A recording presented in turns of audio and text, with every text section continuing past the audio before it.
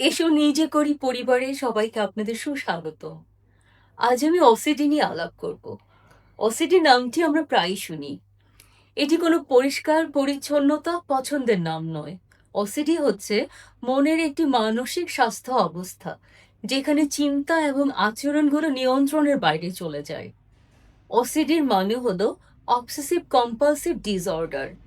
অবসেশনস হচ্ছে অনিচ্ছাকৃত বা বারবার মাথায় আসা ভয়, কোনো দৃশ্য, ছবি, সন্দেহ বা অস্বস্তিকর চিন্তা। কম্পালশনস হলো সেই উদ্বেগগুলোকে নিয়ন্ত্রণে আনার জন্য বারবার করা কাজ, আচরণ বা রিচুয়াল। ব্যাপারটা এমন না যে মানুষ ইচ্ছে করে করে। এটা একটা মানসিক অবস্থা যেখানে মানুষ এই কাজগুলো করতে বাধ্য হয়। যেমন দরজা বন্ধ করা হয়েছে কিনা লকটা বারবার চেক করা, হাতটা নোংরা মনে হলো হাত বারবার ধোয়া, ধর্ম, পাপ বা পুণ্য নিয়ে অতিরিক্ত ভয় করা, নিজের কিংবা কারো ক্ষতি হতে পারে এমন অযৌক্তিক ভাবনাগুলো ভাবা, সম্পর্ক নিয়ে অবিরত সন্দেহ এবং দুশ্চিন্তা করা।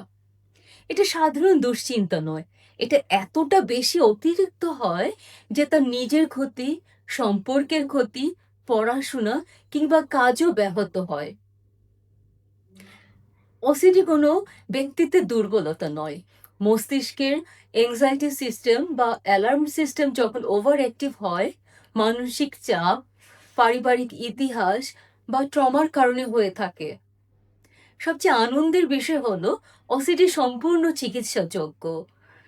সিবিটি থেরাপি, ইআরপি থেরাপি কিংবা মেডিসিন সঠিক সময় প্রয়োগ করলে এসব আচরণ এবং চিন্তাগুলোকে নিয়ন্ত্রণে আনা সম্ভব। ওসিডি আপনাকে ডিফাইন করে না।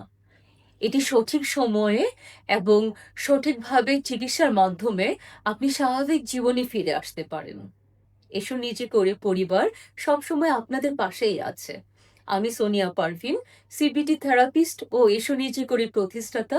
আপনাদেরকে সবাইকে শুভেচ্ছা জানিয়ে শেষ করছি। আসসালামু আলাইকুম।